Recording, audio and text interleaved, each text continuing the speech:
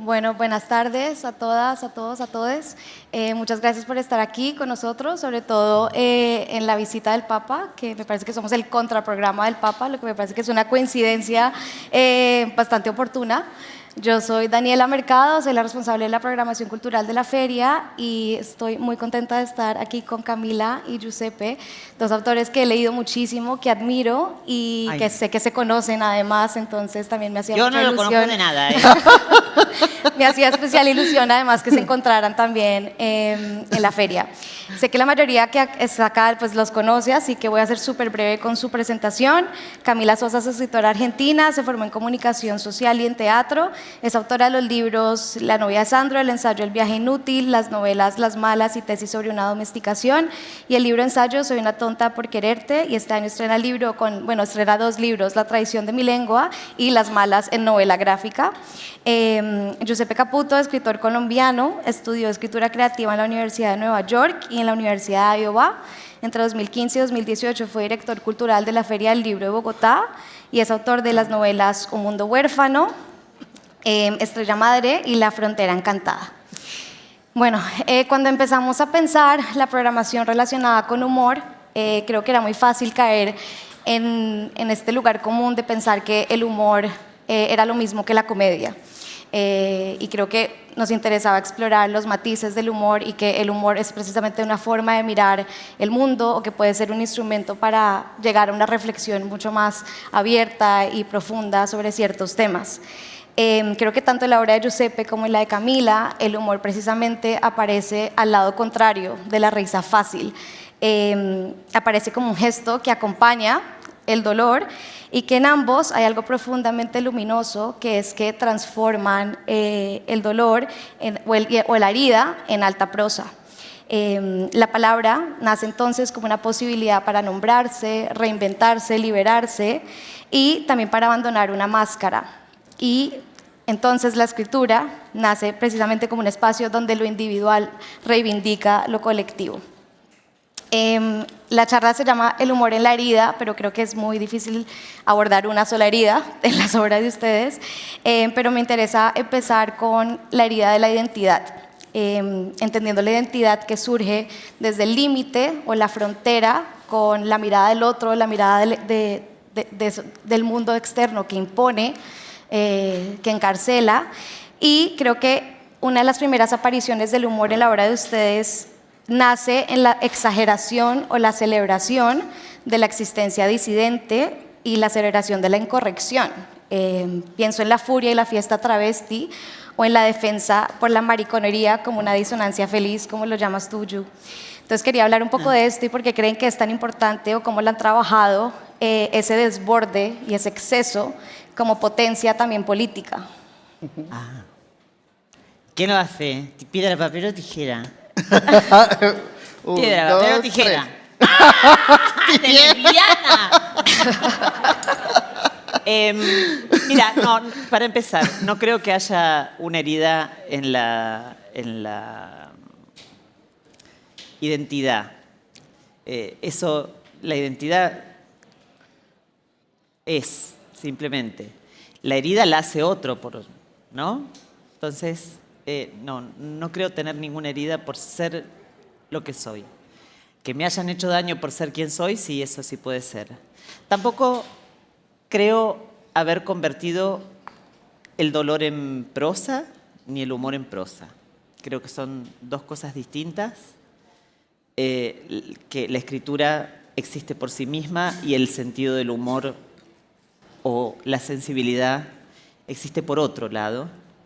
Que el lector hace ese cruce después cuando tiene el libro en la mano, en el tren, en el colectivo, donde sea que esté, hace ese cruce entre el sentido del humor, pero es suyo, ¿no? Es como tener un sueño e intentar arrojarle el sueño al otro.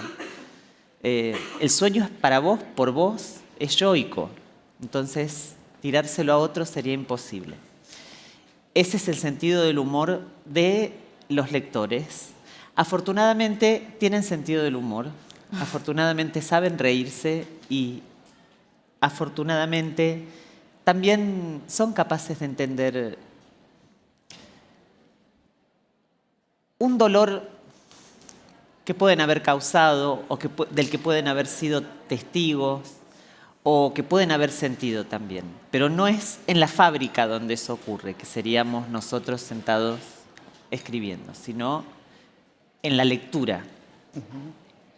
Bueno, hola, saludar, decir que me alegra mucho reencontrarme con Camila. Ay, Llevábamos unos años sin vernos. ¿Cuánto ya? Saludar. Como 4. ¿4? Ahí no, sí, 4 años. 4 años de aquello. Ya, a ver si Camila les cuenta aquello. Y bueno, saludar a Daniela y a ustedes, especialmente las amigas, colegas que andan por ahí. Yo pensando en el título de la mesa y pegándome un poco a lo que dijo Camila, estoy de acuerdo que el humor en la herida, esa herida efectivamente es provocada por alguien. Muchas veces esa herida viene de un humor injuriante, de un humor que busca inferiorizar o reiterar unas jerarquías sociales, donde, por ejemplo, las maricas, las travestis están por fuera de un orden social, etc. Entonces, hay, por supuesto, un humor que puede ser, que puede herir. A veces se habla del humor como algo bueno per se, y hay humores de humores, ¿no? ¡Hay humores! Y hay unos humores que humillan, y el humor que me interesa a mí explorar es el humor que deshumilla y que se deshumilla, ¿sí? Y que se sale de la... Ay, qué bonito eso que decís, que se deshumilla. Sí, Qué bonito. Y luego también creo que es un tema de músicas,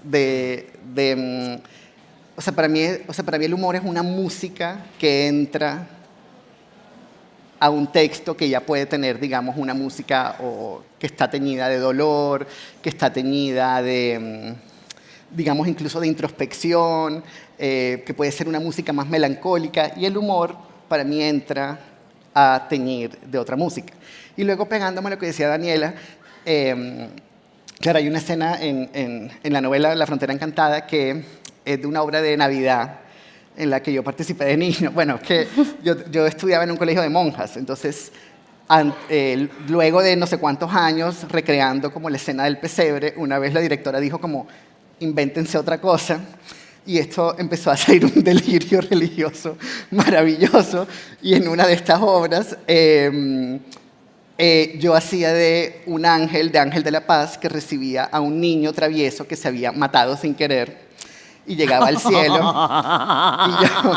Entonces el protagonista era el niño travieso, bueno, y yo llegaba y le decía como, bueno, pero no es tu hora, ¿cómo así que ya estás acá? Bueno, me toca hablar con Dios para que te reviva, digamos. Entonces, mientras yo me iba a hablar con Dios, el niño creaba pues una fiesta en el cielo, y era la época del meneíto, y terminaban todos los ángeles bailando el meneíto, etc. Y a partir como de esa escena, entonces yo llegaba y en mi papel yo tenía que actuar como indignación porque el niño había revolucionado el cielo, pero yo me terminaba contagiando y terminaba yo también bailando el meneíto. Pero lo que pasó fue que yo me arrebaté mucho en la fiesta y las monjas al año siguiente me volvieron árbol. Yo era el árbol al año siguiente. ¡No! Pero a partir de ese recuerdo pensé el humor, pero también la maricada, como una disonancia feliz, o sea, como algo que provoca un contagio feliz. Entonces, ¿sabes? En nuestras vidas también han estado tan asignadas por el contagio temido, ¿sí? Y para mí entonces el humor, la maricada, el sexo, el carnaval en sí es una disonancia feliz, o sea, y algo que provoca un contagio feliz. Diría algo así.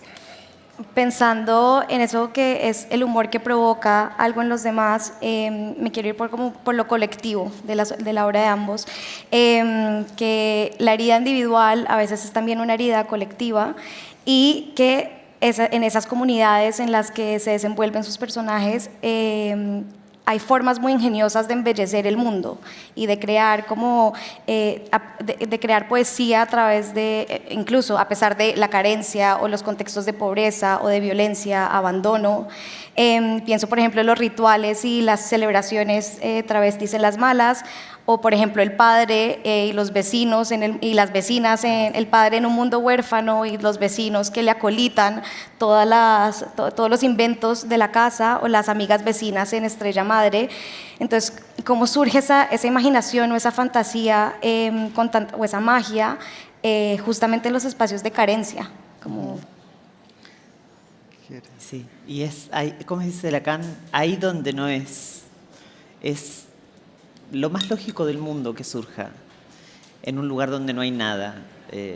La gente es decir, el universo no tolera ni el exceso ni el vacío, me da la sensación. Entonces comienza a equilibrar por sí mismo algo que empieza a desbalancear los platillos de la balanza. Entonces es algo, me parece, que tiene que ver con lo divino, que es que donde no hay nada, no sé, ¿viste? Ese caso en el desierto que tienen los paneles solares y han comenzado a brotar plantas abajo por la misma sombra y el mismo líquido que va chorreando en un lugar donde no había nada, y por un azar como ese, y de repente ahora se ha vuelto una zona de pastoreo. Entonces también los pastores tienen de dónde, cómo alimentar a sus animales. Digo, me da la sensación de que es algo que tiene que ver con lo divino, que algo que está vacío y triste y carente y que no tiene con qué, intente llenarse. Ahora, a veces se llena de cosas hermosas, como puede ser tres maricas fumando un porro y viendo pasar hombres en el parque, en el parque o también se puede llenar de avaricia, también se puede llenar de, no sé, de eso, de avaricia, de querer abarcarlo todo, de tenerlo todo, y eso también es una forma de llenar el vacío. ¿Y quién va a ser una para juzgar eso? Sí, yo diría, bueno, en lo colectivo, bueno, entonces yo soy de Barranquilla, que es en el Caribe colombiano, y hace 25 años o más vivo en Bogotá, y la diferencia cultural, digamos que hay muchas, pero digamos, uno se hace consciente de las diferencias culturales ya pasándose, digamos, a lo Bogotá, que es Andes, frío.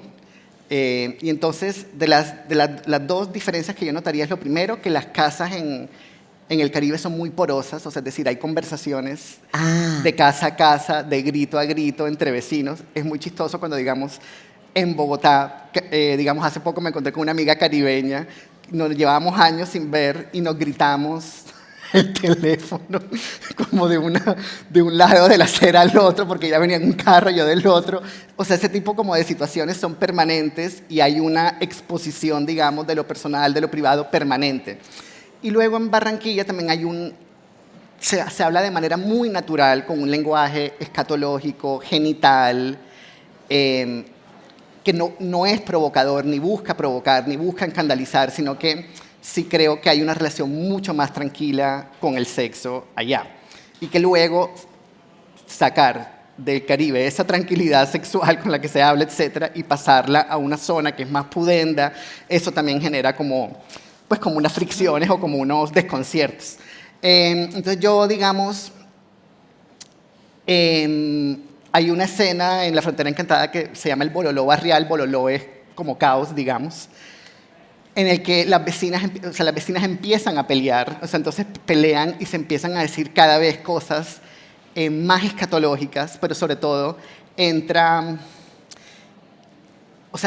cuando entra un comentario conservador que busca, digamos, como regular el comportamiento sexual de las vecinas, ellas se emancipan y responden como aún más sexualmente. Entonces, ahí para mí la reflexión es que el humor entra, entonces, como a revelar lo libres que muchas veces somos sin saberlo y los conservadores que muchas veces también podemos ser sin saberlo. Esto, digamos, sería como en la conversación sexual que se hace pública, digamos, en la calle. Yo respondería por ahí la pregunta, pero sobre todo a esto, o sea, como que se suspenda una ansiedad sexual y una ansiedad social de lo privado, de estas cosas no se hablan por fuera, etcétera, sino como efectivamente hablarlo y hablarlo con esa tranquilidad que termina pues muchas veces distensionando ansiedades sociales y sexuales. Que hay mucha. Mucha virginidad, hay mucha virginidad. Bueno, los dos. Sí. Es impresionante. Entiendo al pelo por pelo lo que estás diciendo. Pues hablando un poco de, bueno, de que ya mencionas el tema del sexo, hemos hablado como, digamos que siempre cada tema en la obra de ustedes tiene dos caras. La noche, el deseo, el sexo puede ser algo de gozo, algo de libertad, pero también puede ser un territorio violento, peligroso y que incluso en algunas ocasiones puede ser algo performático o profundamente ridículo. O sea, hay polvos malos en la obra de ustedes. Entonces, ¿por qué es importante también como desidealizar el deseo?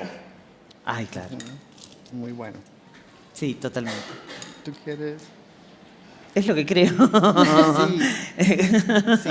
Yo siempre digo es que, claro, cuando se habla, por ejemplo, de una escritura sexual o de una escena sexual en un libro, la gente da por hecho que va a ser una escritura erótica o una escritura que busca erotizar. Pero cualquier persona con experiencia sexual sabe que no siempre el sexo es bueno, desafortunadamente sí. O sea, eso nos... Entonces, una escritura sexual no implica necesariamente eso, una escritura erótica, sino mostrar una gama de experiencias y de afectos que de se naturaleza. mueven. Sí, entonces puede ser aburrimiento, puede ser decepción, puede ser asco, es decir, eso. Y yo diría que eso, que tener experiencia sexual es saber eso y entonces escribir sobre el sexo o hacer una escritura sexual implica justamente hablar de toda esa gama de experiencias y emociones que se viven durante un encuentro sexual, que muchas veces puede ser risible. También, por ejemplo, es interesante pensar cómo la risa puede ser un activante del deseo, Claro. pero cómo durante el sexo la risa puede deserotizar y apagar el deseo, ¿sí?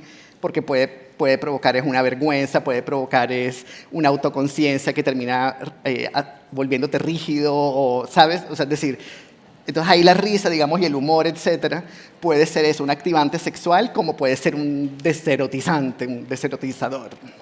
Deserotizar. Mira, una trabaja en contra del deseo, a pesar de lo que se dice.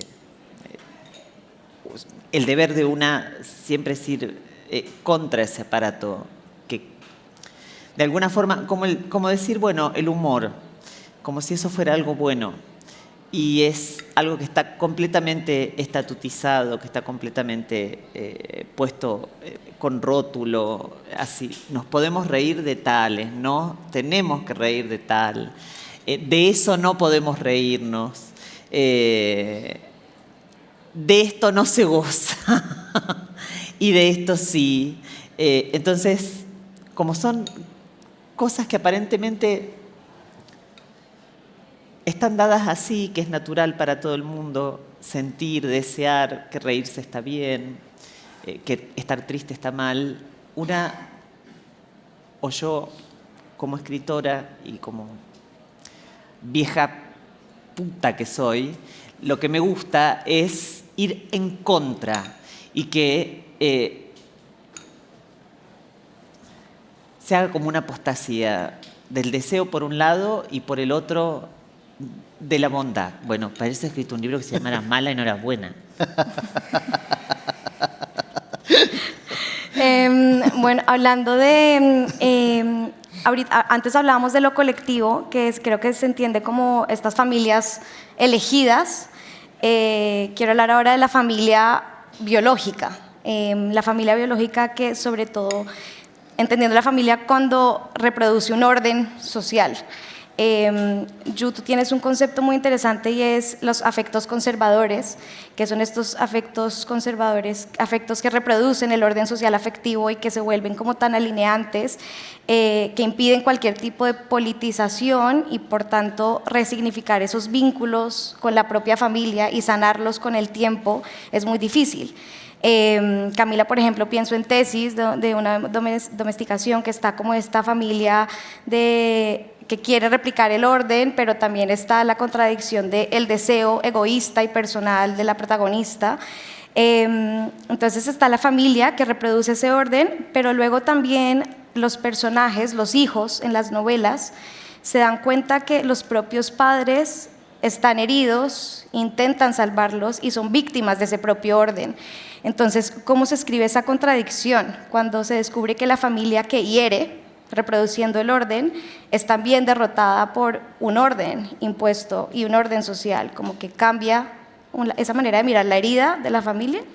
Me encanta porque estamos metiéndonos en ese tema que te acordás que hablamos en la feria también. Con Gabriela. Sí, lo del melodrama. Estamos Ajá. ya poniéndonos melodramáticos.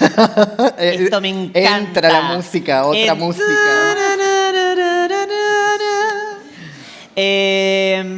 Mira, te voy a responder personalmente, no como escritora. Estuve mucho tiempo sintiendo que esas personas me habían lastimado. Esas personas son mi mamá y mi papá, Hola Grace y Don Sosa, como los he hecho, conoce.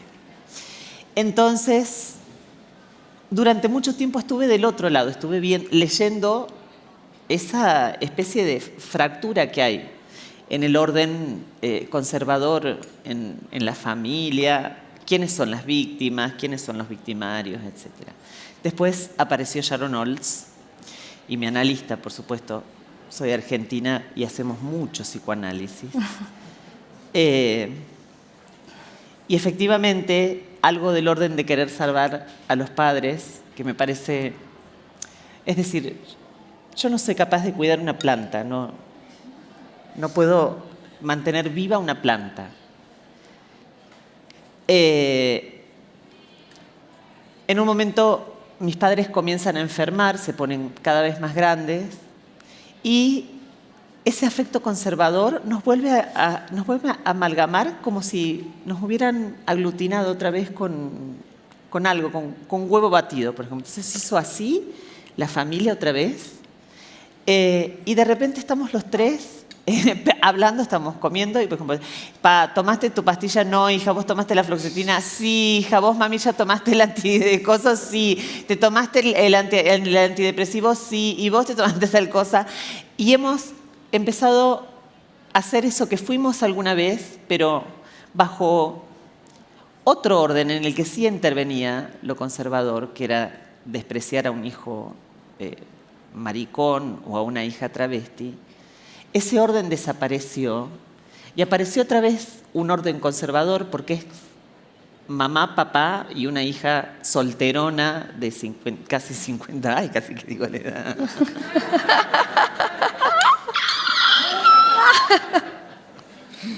Entonces, es un orden conservador. Y sin embargo, es hermoso estar ahí para mí. De repente tengo algo que cuido y que no se muere. Que algún día se van a morir, por supuesto. Pero celebro ese afecto ahora. Todo lo que critiqué en Tesis sobre una domesticación o una familia, que salía en todos los medios de comunicación, diciendo que la familia era una mierda, ahora estoy muy hija única, mamera, papera, me gusta estar con mi mamá y mi papá, quiero estar con ellos todo el tiempo. Bueno, yo estoy todavía en la etapa de salir en los medios diciendo ¡esto es una mierda! Sí, a ver, es que yo creo que la infantilización y el conservadurismo muchas veces están ligadas, porque en la infantilización también muchas veces hay una despolitización. Y en eso que decía Daniela, pues ese capitulito que se llama Afectos Conservadores, yo lo que decía es que generalmente, digamos, el afecto conservador está, por ejemplo, en el abuelito o la abuelita que te dice, yo te quiero aunque seas así, por ejemplo. Sí, entonces en ese aunque seas así hay un venenito y ahí de nuevo ahí eso entra en la herida que ya era antigua, etcétera. Entonces en principio hay como una transformación en ellos, pero realmente no, realmente hay una reiteración pues de una homofobia, bueno, finalmente eso, de un conservadurismo. Entonces, lo que yo digo en el libro es que ante ese tipo de afectos, o uno rompe, que es lo que es la etapa de ahora, o tiene que haber una transformación política, tanto de la abuelita o el abuelito que dicen que ya dejan de pensar eso y que realmente se transforman. Y casi siempre no pasa ni lo uno ni lo otro, es decir, casi siempre, es raro que haya una ruptura total y es raro que haya una transformación real, política de la persona. Entonces, generalmente se mantiene, digamos, el afecto conservador. O sea, y lo que yo digo es que somos billones de personas que amamos así. Entonces, yo creo que también ha habido mucha literatura, bueno, literatura, digo, libros, novelas, ficción, etcétera, pero también desde la psicología, desde el psicoanálisis, se reitera mucho la familia. Entonces, como que hemos puesto mucha imaginación en reiterarla y lo que yo digo es, bueno, ¿cómo sería un orden afectivo donde la familia verdaderamente se descentra y donde las amistades no son una reiteración tipo hermano, mi hermana, claro. Sí, como de la familia, sino cómo sería como realmente otro orden, que bueno, que es una cosa para pensar colectivamente, porque realmente es una pregunta grande, una pregunta difícil, o sea, un problema grandote. Pues diría por ahí eso y luego diría también como que, porque de hecho mi psicoanalista es argentino. No. Es súper lacónico y a mí me genera esta cosa de que lo quiero hacer reír, yo no sé por qué. Como que porque siempre está como serio y yo digo, no, le estoy aburriendo, no, mejor que lo aburrí, ahora le voy a tirar algo le voy a escandalizar, bueno, me genera como esto. Y luego tira como una frasecita así que es una bomba, bueno. Y yo me pregunto a veces por lo inpsicoanalizable, es decir, si existe algo que se resista al psicoanálisis o unas situaciones en las que el psicoanálisis se termina volviendo como un obstáculo para llegar a una comprensión distinta y que no reitera a la familia. Entonces, por ejemplo, también yo fui mesero en Barcelona 4 años, en la Rambla, y los fines de semana a mí me tocaba atender las despedidas de soltera. Entonces, ¿sabes? Llegaban con la polla de plástico, como todas estas, después del recorrido etílico, y muchas veces había como una situación de un stripper que llegaba con el uniforme nuestro y bueno, y en una de estas despedidas de soltera, bueno, ese capítulo se llama Desmadre y Sacralidad, una mamá, bueno, el stripper se terminó desnudando todo, tenía una erección y la mamá y la hija terminaron haciéndole una felación. Ay, la puta que las parió. Y como que comentando con mis compañeros esto, pues todos estaban como ante el horror psicoanalítico como es. Lo ominoso se llama eso. Y yo estaba... ¿En verdad es en términos psicoanalíticos? Pero yo estaba fascinada, o sea, yo decía, qué interesante, wow, buenísimo, porque para mí, es decir, como que yo intuitivamente pensaba que en esa imagen había algo más que el horror psicoanalítico, y para mí es que se desvincularon absolutamente del rol, y que dejaron de ser mamá e hija, y fueron, digamos, 2 amigas, por ejemplo. Entonces, claro, luego es una imagen que se discute, y luego alguien dice... No existe lo inpsicoanalizable, esto se queda en el horror psicoanalítico y no hay más, etc. Pero, entonces, claro, porque el sexo, de nuevo, la ansiedad sexual, el sexo entra y, digamos que envilece la imagen. Pero si uno le quita como el componente sexual, entonces uno llega a frases como, por ejemplo, mi madre es mi mejor amiga, ¿sí? Pero también una cosa es decir, mi madre es mi mejor amiga, eso reitera la sacralidad del lazo, ¿sí? Pero una cosa muy distinta es decir, mi mejor amiga fue alguna vez mi madre. O sea, hay siglos entre una oración y la otra. Entonces yo sí creo que si uno le quita ese componente sexual y trata de mirar la imagen sin esa parte, sino desde los refranes, ¿no? Porque Freud usaba los refranes, o sea, él construye la interpretación de los sueños a partir del refrán de ¿con qué sueñan los gansos? Con maíz, para decir todos los sueños son la realización de un deseo. Claro. Entonces, eso, el refrán, mi madre es mi mejor amiga, o sea, que lo llamo refrán porque es una frase tan reiterada que califica, digamos, de expresión popular, si lo volteamos y decimos, mi mejor amiga fue mi madre, ahí hay algo que trasciende y termina rompiendo el psicoanálisis y termina reformulando el lazo de otra manera. O tal vez también dejando el sexo, a ver qué pasaría. Si dejas el sexo y dejas a la madre y a la hija, pero cada una por su lado. Ajá. Siendo No, dos es que- individuos, es que de siendo hecho fue dos por- individuos O sea, fue al mismo... A ver, fue ocupándose con la... de su calor. Ajá. Y no fue al mismo tiempo, las dos al mismo tiempo, sino primero una, luego otra. Ah, no fue tan grave. Hay cosas peores. O sea, fue en el mismo momento, pero no al mismo tiempo. Ah, yo pensaba que era que habían estado las dos como ahí. Un rato toma, O sea, hija. cada una vio a la otra, eso sí. Ahora tú, ahora yo. Ahora tú. Claro, tú estabas... Sí, no, siempre pasa eso, como que... Pero entonces sí... Pero si yo- hay dos individuos, Ajá. es decir, porque vos estás todo el tiempo diciendo o una madre o una hija, o dos amigas, o lo que sea, y también se puede pensar en dos individuos. Eso, ajá. Ujú. Sí, entonces, y ahí yo creo que se... Estoy muy psicoanalizada. trasciende. Yo puedo dar batalla toda la tarde, si querés. Sí, no, y lo que decía es una imagen que se discute y que termina ganando la discusión, el que dice, no, eso no hay por dónde. O sea, como que No. deja de darle vueltas a eso. Pero no es algo muy latino también eso de... En Latinoamérica pasa un montón eso, de la madre que le roba el novio a la hija. La Claro. hija, bueno, en Tesis sobre una domesticación, la hija se acuesta con el chongo de la madre. ¿No es algo muy común de los latinoamericanos, esa cosa media del... me acuerdo cuando... La administradora es muy difícil.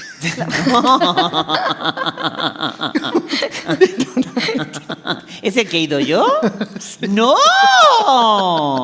¿Dónde sigues viviendo? Vale. ¡Ay, Dios mío! Bueno, pero había una novela de un gran director, el Alejandro Doria, que es, acá lo pueden conocer por Esperando la carroza, que es la película más conocida. No, bueno, y Las manos también. Y el tipo tenía una serie que se llamaba El Rafa, donde había dos tipos que estaban, era el padre y el hijo enamorados de la misma mujer. Yo decía, mirá qué loco y qué sentido del humor tan retorcido que tenemos los latinoamericanos, porque siempre, y ahora en Instagram siempre aparece eso, de que un video, por ejemplo, de que está entrando la chica con el celular como rápido hacia una habitación y el tipo desnudo que se viste y le dice, mamá, ¿qué estás haciendo? Le hija, perdóname. ¿Entendés? Hay algo del orden de lo incestuoso que sí, que se resiste al psicoanálisis. No creo que sea el psicoanálisis el que se resista al incesto, sino las personas se resisten a pensar cuán erótico es el vínculo entre los padres y los hijos. Mira de lo que terminamos hablando. De cualquier Y cosa. luego... La familia. Y luego, por ejemplo, porque Ana María Orozco es la actriz, la protagonista de Betty la Fea, la versión colombiana. Ella el otro día decía, me dijo, es que yo creo que la maternidad debería tener una fecha de caducidad.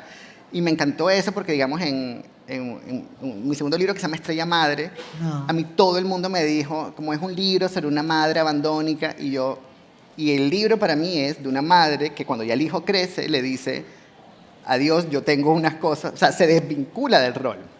Y no hay sexo de por medio, no hay nada, ¿sí? Entonces, estas formas de decir maternidad con fecha de caducidad, o sea, para mí sí son formas que se replantean los lazos, o sea, como por qué esos lazos tienen que tener un carácter estático y sagrado al mismo tiempo, porque es una sacralización estática que finalmente termina uno, o sea, es decir, como también eterno hijo, ¿no? Entonces, bueno, en fin, son como las cosas. De pronto, en un par de años vuelvo y me retracto de todos los titulares. Pero estoy ahora mismo en ese momento. ¿Sabes qué? Sobre eso hay en Argentina el ejemplo que es lo más serio que voy a decir esta tarde, que es lo más curioso, lo que más curiosidad me causa acerca de la última dictadura que hubo en Argentina, que no sabemos bien si es ahora, si fue antes, cuándo fue, pero en la del 76, a partir de la aparición de la figura de los genocidas, los juicios, etc., hay un grupo, una asociación, que se llaman Ex Hijos de genocidas. Ah, Y es muy fuerte pensar en esa renuncia. Y sí tiene que ver con esto que te decía antes del afecto conservador, de que yo sí renuncié a ser hija de mis padres. En determinado momento dije, basta de esto. No puedo ser más hija de ustedes dos. Y posiblemente ellos dijeron, qué suerte porque nosotros tampoco teníamos ganas de ser tus padres. no sabíamos cómo decírtelo. ¿Cómo decírtelo? Para que ocurra, además, una familia así, me parece que es necesario ese punto de abandono, ese punto en el que alguno dice hasta acá, no quiero más, basta. Y luego volver, el tal vez. El vínculo hace otra vez algo, ¿viste? Empieza como a florecer de nuevo. Si no es lo que se reseca. Sí, por ejemplo, y a mí me sorprendía mucho porque, claro, hay una escena en la que hay, digamos, como un ritual de despedida, una cena, o sea, hay una despedida, el hijo es mayor, digamos, y luego decir en la reseña, una madre abandónica, ¿por qué? O sea, como que pero porque son formas de reiterar una sacralización del lazo, o sea, y como de no pensar eso, como la transformación profunda de este tipo de relaciones, de nuevo, estáticas, sacralizadas, etcétera. Pensando como en el estado afectivo en el que están con el tema de la familia, ahora lo quiero trasladar a el estado afectivo de su relación con la escritura. Creo que pues las primeras novelas de ambos tuvieron muchísimas reseñas, era como, no sé, manifiestos de una comunidad, políticos que hablaban de temas muy sociales, personales, colectivos. Y ahora creo que, ya habiendo publicado tantos libros, tú, Camila, lo has dicho en varias entrevistas, como no, yo ahora también escribo por dinero. Entonces también ese cambio como de cómo se relacionan con la escritura, estando insertos en un mercado también editorial, y ya habiendo publicado 3, 4 libros, más de 4. ¿Cómo es esa relación ahora? Yo no tengo plata. Yo no Si tengo tú vives plata. muy bien, no sea. Vives estupendamente, no sea. En arriendo, ¡Ay, por Dios! No, yo no vivo de las regalías, yo no, ¡Ay, por Dios! en verdad no. No mientas, No, te lo Silvina Escupidero. prometido, no. No, mi relación con la escritura es justamente... Es afectiva, vas a decir. Solamente me vas a dejar a mí como una hija No, de puta no. que piensa en el dinero. Si Y quieres- si desacralizamos, pues entonces, No, la no. idea del dinero. También, no, exacto. a ver, yo todo el día hablo de plata, todo el día, ¿sabes? Esto es un pedaleo eterno. No, o sea, es decir, de los libros en sí mismos, o sea, primero yo me demoro escribiendo, o sea, ha habido 5 años entre cada libro. Yo trabajo en una maestría en escritura creativa, yo la dirijo y antes estaba en la FILP, o sea, yo he tenido siempre como unos cargos. Yo estudié primero un secretariado, al final del colegio había como una opción de hacer un secretariado y yo tengo como una capacidad de gestión y me gusta, o sea, que eso a veces también como que... o sea, hay escritores que piensan que ese tipo de trabajos como que quitan como estatus artístico, algo así, o como que quitan como esencia, pero yo, es decir, a mí se me da fácil, digamos, o sea, es decir, yo puedo lidiar con el Excel, o sea, no. La manera más pragmática de decirlo es como que estoy en Word y a veces me paso el Excel un ratico y luego, y sé hacer como unas cositas en el Excel, no mucho, luego si hay gente que hace como sus fórmulas y yo sé sumar y unas cositas más.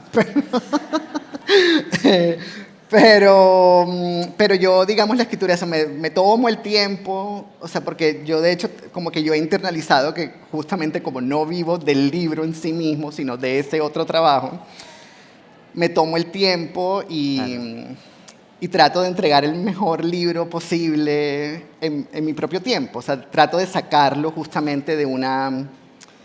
Dinámica. Del afán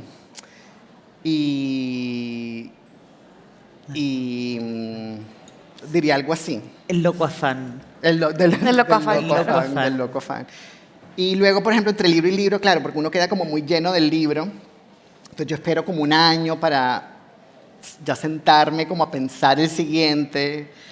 Sí, porque como que uno queda como lleno de la voz del otro, de la estructura, sobre todo de la estructura, me pasa a mí, que uno queda como con la estructura del otro libro, entonces uno empieza a imaginar el nuevo con la estructura del anterior, entonces para mí también es como una cosa de tiempo, de despojarse del libro anterior para ya empezar a escribir el siguiente. Sí, diría algo así. Y Yo admiro a mi vecino, que es una criatura hermosa, hermosa, hermosa, gay, bello, todo tatuado, con ojos claros. Y decidió, Yo pensé que estabas hablando con un talento, un talento, y él decidió monetizar su afecto, que era el sexo. Ajá. Dijo, yo con esto voy a empezar a hacer dinero. Reluce, resplandece, me lo cruzó en el pasillo y me dice, ¿no querés venir a tomarte un cafecito? Claro que sí. O nos juntamos a tomar una cerveza o un whisky o lo que sea y nos cruzamos. Y digo, qué inteligente que es en un momento en el que no podemos ser ingenuos y negar que han afectado al trabajo para volverlo de alguna manera soportable, es decir, amar tu trabajo, amar lo que haces. Que eso no se pueda monetizar o sea causa de estrés el dinero como parte de un trabajo. Es mi trabajo escribir. Tengo la suerte de que me sale naturalmente, es decir, escribo porque me sale, no necesariamente porque me paguen. Si no me pagaran, seguramente estaría actuando o que vaya a saber uno lo que estaría haciendo. Pero la cuestión afectiva también es monetaria. Y el dinero es un afecto, además. Es un momento en el que el dinero, el bienestar, el falso bienestar también, es un afecto para las personas, como ir al gimnasio, como decir, amo ir al gimnasio. Las cosas a las que hemos terminado teniéndole cariño son lamentables, pero negar que amamos esas cosas también es algo terrible. En mi caso, yo amo el dinero. Puedo obtener dinero haciendo esto o actuando, no mucho más. Si a alguien se le ocurrió otro trabajillo, me lo dice. Me encanta que ya apareció en la conversación Loco Afán, Lemebel, porque pues no hacía falta realmente siquiera invocarlo porque sabía que iba a aparecer. Quería entonces también preguntarle si por esos ecos de escrituras que los han a ustedes inspirado o a las que llaman también cuando escriben pensando pues también en el humor del Lemebel, o sea, uno lo lee y pues ese humor político incorrecto, entonces por hablar también de sus referencias literarias de humor, si hay, o de referencias literarias a la hora de lo que es de escribir la herida o la tristeza. Qué bien, sí. ¿Tú quieres decir primero? Bueno, yo aprendí a leer con historietas, Mafalda, que es lo más famoso que hay, que puede ser conocido para ustedes. Por ahí sí me entró mucho el humor, el sentido del humor. Con Lemebel yo veo su sentido del humor, veo su picardía, veo lo que hace como escritor y digo, qué hijo de puta, mira, pero nunca, nunca, nunca me reí. Como no me he reído con Marguerite Duras, que es mi escritora favorita también, nunca supe encontrar algún motivo para, o nunca encontré, no es que no supe, no lo encontré y punto. Ningún motivo para reírme. En cambio de la historieta sí, de eso sí, muchísimo. De las canciones también, y de la literatura, de la dramaturgia, por supuesto. Pero nunca en una novela, nunca en una crónica del Lemebel, jamás, jamás. Al contrario, siempre me produce una desazón. No sé si es saber que está muerto, no sé si es que describe también algo que uno ha sentido, que uno ha visto, que no me puedo reír. Con otras cosas sí, pero no con él. A mí, bueno, qué buena pregunta, porque de hecho Seix Barral en Chile acaba de empezó toda la obra, ¿no? A publicar toda la obra de nuevo porque no se conseguía. Porque bueno, en Colombia pasó algo similar con Fernando Molano Vargas, que la familia no no daba los derechos y a veces es porque ni siquiera entiendo que ni siquiera dimensionaban que era un autor muy amado, entonces era algo como que tenían directamente... Claro, un beso de Dick, pues. Ajá. Ajá. Y entonces ahora releí, yo escribí el prólogo para Háblame de Amores. Sí. Y pensé muchas cosas de Lemebel. Por ejemplo, me sorprende que su libro más famoso sea Tengo miedo torero. Entiendo porque es una novela y la crónica es más minoritaria, es un género minoritario, digamos. Pero ahí, yo creo que ahí hay un Lemebel más conservador, es un Lemebel muy virginal, digamos. La única escena sexual es una ensoñación, es decir, o podría ser una ensoñación, que es que la loca le hace pues esta felación al guerrillero. Entonces, digamos, yo pensaba, es evidentemente un libro que relabora Un beso de Dick de Manuel Puig, en donde el guerrillero y la loca que se encuentran en la celda terminan teniendo sexo y un sexo chévere. Sexo chévere. Sí, en cambio siendo una reelaboración muchos años después, ese encuentro no se da. Es decir, la loca se hace guerrillera o se izquierdiza más, digamos, o se politiza más, pero el guerrillero no se mariquea. En Puig sí pasa, o sea, es decir, sí hay un intercambio, o sea, el guerrillero se mariquea y la loca se enguerrilla, digamos. O sea, y entonces ahí, claro, la imagen que queda de la loca en Tengo miedo torero es la de la loca que desea, mas no es deseada, ¿sí? Ay, sí, qué triste, por favor. Pero, por ejemplo, entonces, en tesis sobre una domesticación de Camila, la travesti es deseada, Sí. la travesti es amada, ¿sí? Ya eso, y por mucho, ¿sí? O sea, ya esa imagen es totalmente emancipatoria, ¿sí? Pero luego en las crónicas, por ejemplo, y sobre todo en Háblame de Amores, hay permanentes imágenes de virginidad perdida. Entonces está Lemebel en Barranquilla, mi ciudad, y termina tirando con un chico que le consiguen, y entonces que se los pide él, ¿o no? Ajá, Se los pide.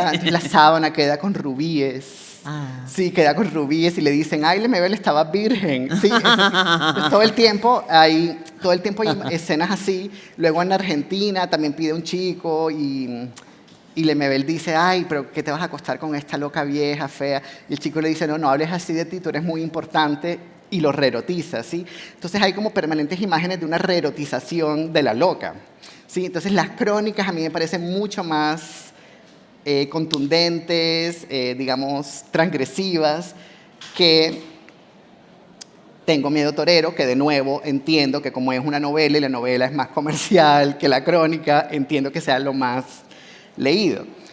Pero luego también pensaba, porque Roberto Bolaño, es muy famoso esta conversación que ellos tuvieron, Roberto Bolaño y Lemebel, que Roberto Bolaño le dice como, ay, pero es como un folletín. Se lo dice despectivamente, o es como una novelita rosa, es lo que le dice Bolaño. Y ¿Sobre Tengo miedo torero? Sí, y Lemebel reivindica, o sea, dice, efectivamente, no entendiste nada, o sea, es una novelita rosa, pero Bolaño lo dice despectivamente y Lemebel lo hace Más reivindicando el melodrama, reivindicando, digamos, el género, ¿sí?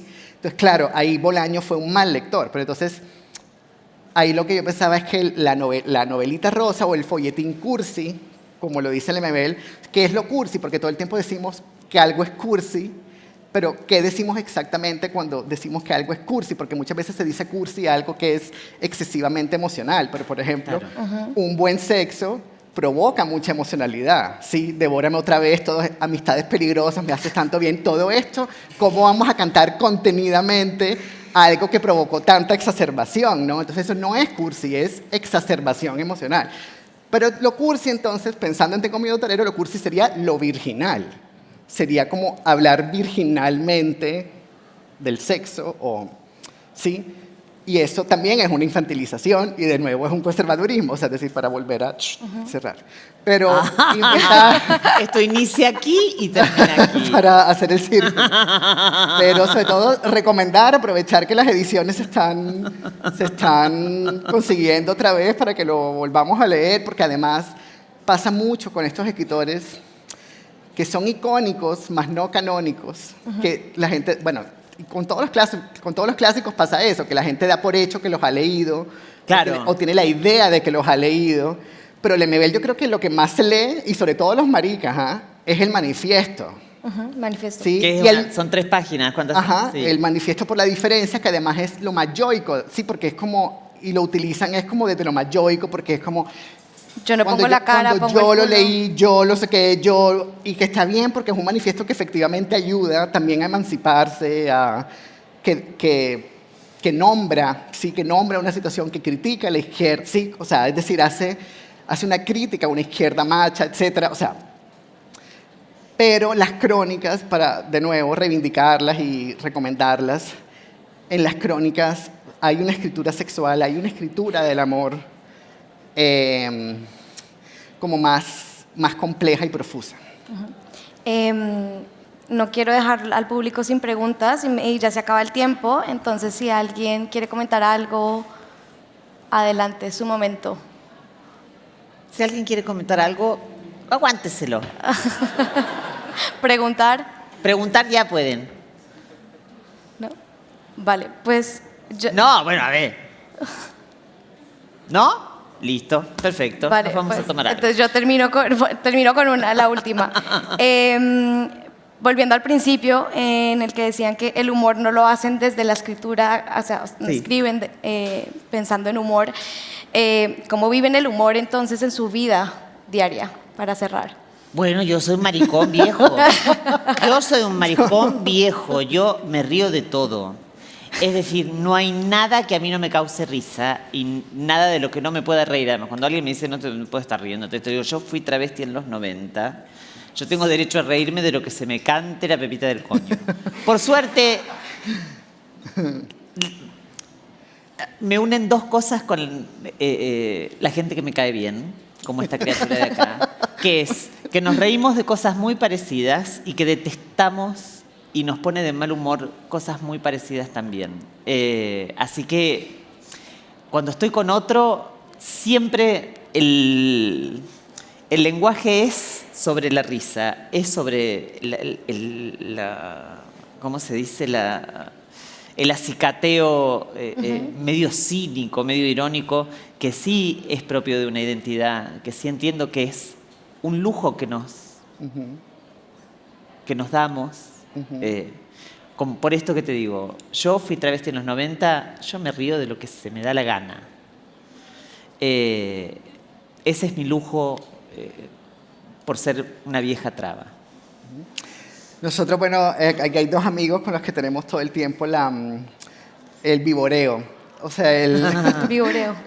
la lengua bífida. Pero entonces, claro, hay un capitulito en el libro que se llama Teoría del Veneno, porque, digamos, por un lado es como un humor inesperado. Digamos, lo primero es como que, entonces nosotros tenemos como... Nosotros hicimos una fiesta hace muchos años en donde cada uno hizo un personaje drag, etcétera, y esos personajes quedaron. Entonces, como que el humor, digamos, está en que en una conversación casual, tranquila, no sabemos quién, es decir, quién va a hablar, si, digamos, Giuseppe o el personaje drag, que en mi caso se llama la Siempre Miau. Entonces, es como de repente entra, es como... Y cuando ya alguien lanza el primer veneno, se activa la conversación y empieza como, no sé, como cosas El sencillitas. contagio también del que hablamos. Ajá, el contagio. Exacto. Entonces, tipo, no sé, como que alguien diga, hola, querido, ¿cómo estás? Y sale el otro y dice, querido, pero se ve que no te conoce. Como ese tipo de cositas y empieza y se activa el vivoreo y cada uno empieza como sale a relucir alguna escena sórdida del pasado, ese tipo de cosas y se empiezan como... Entonces, ¿Y te lo puedes permitir con otros o solamente con ellos lo permitís? Yo en general me lo permito porque sobre todo si trato de que sea es decir, que si es un humor o un veneno, o sea, para mí el veneno tiene que ser cicatrizante, o sea, en el sentido de, no sé si aquí está el merciolate, existe el merciolate, es como cuando tienes una herida y es como un remedio anaranjado, ¿sí? Que arde, pero ayuda como a cicatrizar. Entonces, para mí eso, el veneno tiene que tener esa propiedad, o sea, como que no humilla más, sino que al contrario, ayuda a emancipar y ayuda como, ya para el círculo, a deshumillarse. Eso. Bueno, los libros de Camila y de Giuseppe los encuentran en la feria. Los invito por favor a leerlos, son maravillosos y si les falta alguno. Y muchas gracias por acompañarnos. Gracias por venir.